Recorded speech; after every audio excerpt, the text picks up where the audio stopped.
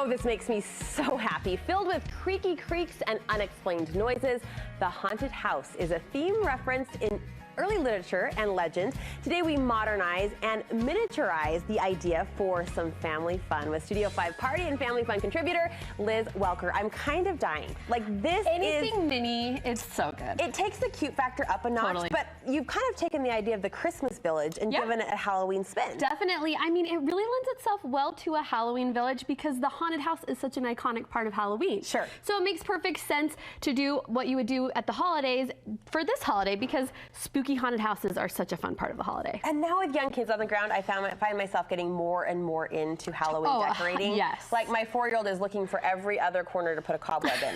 A fake cobweb. There's plenty of the real ones too. But kids would get so into this and they can help with the creation, right? Absolutely they can. So we have several different ideas. We love the idea of having you do this for a party. If you're sick of bobbing for apples and peeling the grapes for eyeballs or whatever, this is such a fun party idea. So we have 4 different ways you can do this. Okay, what's first? The first is just out of wood. So these are in the unfinished wood aisle at Michael's. We got ours on consumercrafts.com. Like you buy the houses like that? They're completely unfinished. So you get them like in the birdhouse aisle. Okay. And all we did with these, this is kind of fun because if you're not someone who wants a Halloween explosion in your house, you can do this to make, you know, kind of fit your style, make them a little more minimal. We just use black and white paint, a little bit of scrapbook paper to make garlands, you know, things that maybe people would really have on their houses. The garland kills me. It's so darling, like tiny, I know. And some Mod Podge to add some paper to the edges. And then these little pumpkins and skulls on there are just from like the cupcake aisle, the bakery aisle. We just glued them on. They're meant to go on cupcakes, but they kind of have a 3D dimension and they're the perfect size. You certainly could go all out, and I imagine it's kind of addictive, one of those projects where you get going and you're thinking of all the mini details you can pour into this project. But I actually like how you've left kind of some unfinished surfaces. Yeah, it's really, really cute. Okay, and the mini trees, where did those come from? So mini trees, you can find these anywhere. I mean, bottle brush trees are such a big deal right now. They used to just do them for Christmas, but you can find them for decoration year round. So these ones are just from Oriental Trading. Look at the skull. I know. Oh, and you said your sources for the houses was? You can find these same ones at Michael's, but I got mine at consumercrafts.com. Okay, great. Idea number 2. This one is out of paper, and this is going to be for the more type A person. This looks way too hard. It's a little bit more intricate, but I mean, the payoff is big. You will need a craft cutter for this, this particular design. We made ours with a Silhouette Cameo, and on the Silhouette Design Store, this design is ready to go. So you just cut it with your paper and you assemble it with tape.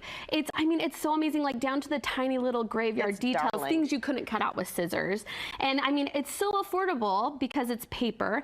And you can find any kind of paper. This is a fun paper set from Michael's that's kind of more moody, like a dark magic looking, not your typical orange and black. So you can kind of like, it doesn't have to be all pumpkins and jack-o'-lanterns or whatever. You can do it to fit your style, which is so fun. I didn't know you had a dark side. I do.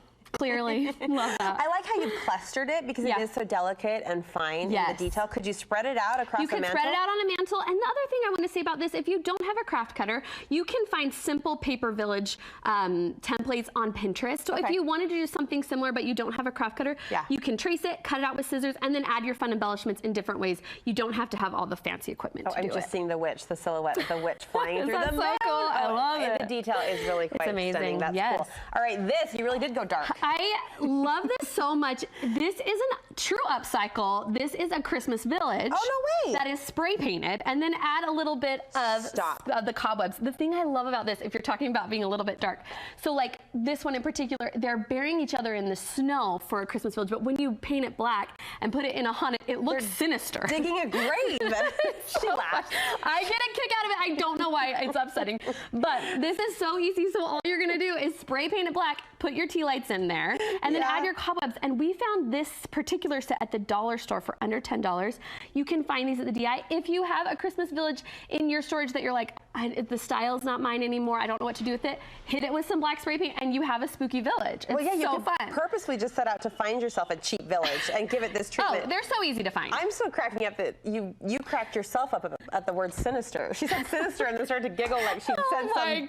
Oh dear, this is too dark. What's happening underneath this? All this is a little bit of black knitting. You can find this at the dollar store. It's by the same places like the cobwebs would be. And this just used for Halloween decorations. So just toss it on and sit everything on top of it. Did you say tea lights are in there? Yeah, just the kind of the battery powered ones. You can find those at the dollar store too, and they kind of give it like a moody, I know. It was all glitter and cuteness until just getting darker. Okay, we'll lighten it back up a little bit. Look at this. Okay.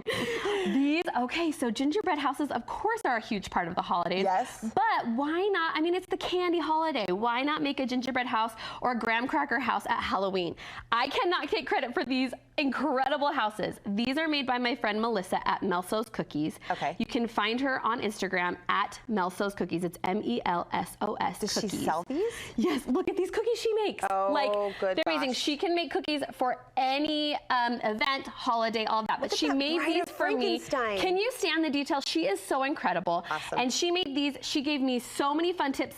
This walkway is made out of wafer cookies. Okay. This spooky tree is made out of licorice. Look at the twist. I mean, like moves it's and amazing. bends. She put wire in it. She made a little pumpkin patch.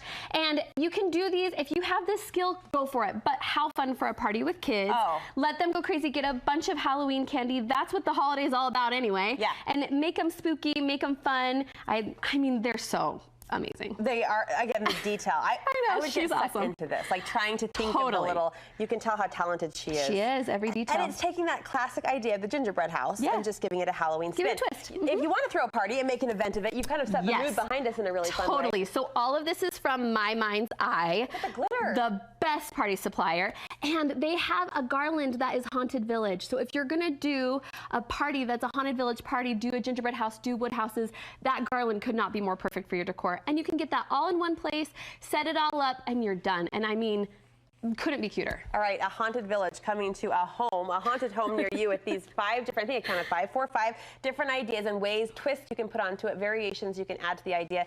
Thanks so much for the inspiration. Thank you. Where can we follow along your ideas? Yes, so we'll have full tutorials of all of these on our blog, prettylifegirls.com, and you can also find us on Instagram at prettylifegirls. Yeah, you better be following because the holidays are coming and these girls. Yes, we're excited. Liz and her sister Sam are going to keep us hooked up all holiday long. Thank you so much.